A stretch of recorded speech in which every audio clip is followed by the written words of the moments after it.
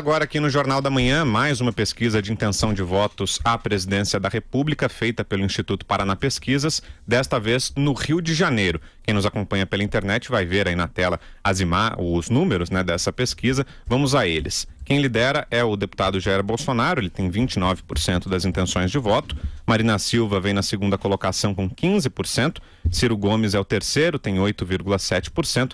Geraldo Alckmin tem 4%. Abaixo dele, todos os demais candidatos aí que não reúnem 4%. Álvaro Dias, Rodrigo Maia, Manuela Dávila, Fernando Haddad, Henrique Meirelles, João Amoedo e Guilherme Boulos. Não sabem, 5%, e nenhum desses candidatos, 25,4%. Professor Vila. O que mostra que entre não sabe nenhum, 30% dos consultados não tem candidato, o que é quase um terço do total de eleitores e tal. Portanto, nesse sentido, é a velha questão, uma eleição indefinida, mas, por outro lado, mostra que nesse momento, a velha história da fotografia, né?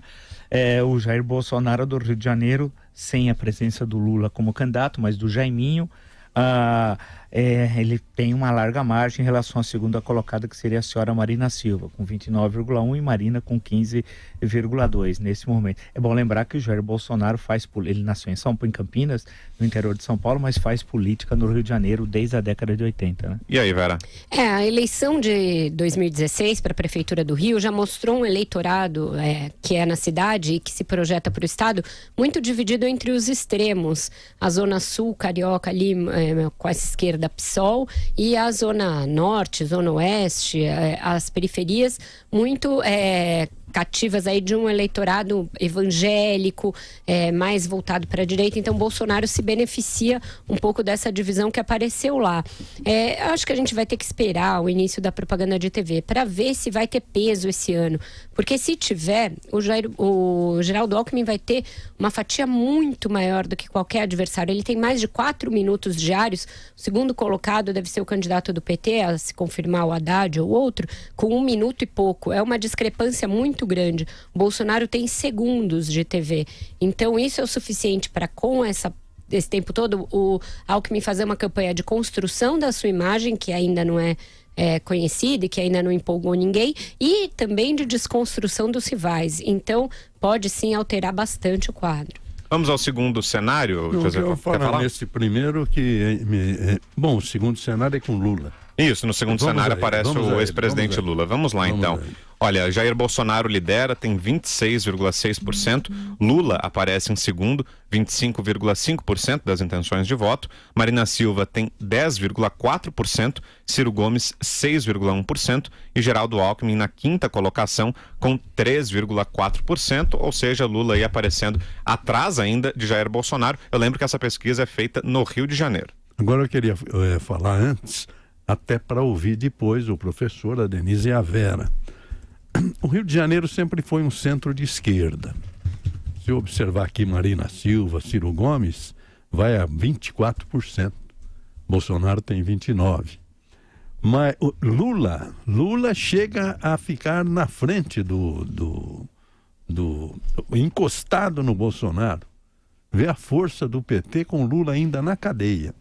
E é isso que eu queria destacar e ouvir meus mestres aqui no Jornal da Manhã. O mestre é exagero, né? Vamos por parte. Não, mas é curioso que durante o regime militar, o único estado onde o MDB vencia todas as eleições foi o Rio de Janeiro.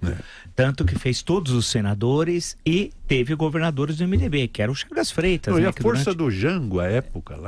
Também tinha do antigo PTB e tal. Só que depois, quando o Brizola volta, em 82, eleito governador de forma surpreendente. Veja bem, Brizola era gaúcho, governador do Rio Grande, e se elegeu governador do Rio. Isso, ele tinha sido em 62 deputado federal pelo Rio, né?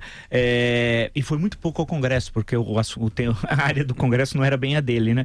Então, mesmo morando em Porto Alegre, foi eleito pela cidade do Rio de Janeiro.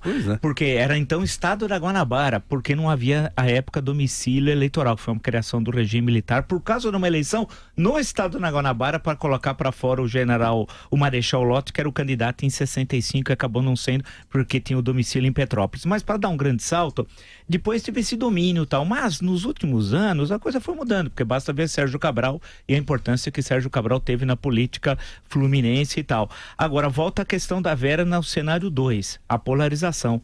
Lula não será candidato, evidente, nós sabemos, etc. tal. Porém, ainda isso não está definido pela justiça, daí ele está na pesquisa, né? Então, a questão que se coloca no Rio é a questão da transferência de voto. Se ele tem 1/4 do eleitorado Lula, se ele consegue no estado do Rio de Janeiro, que é o terceiro maior colégio eleitoral, o segundo é Minas, o primeiro é São Paulo, transferir esses votos. Esse é o desafio, né?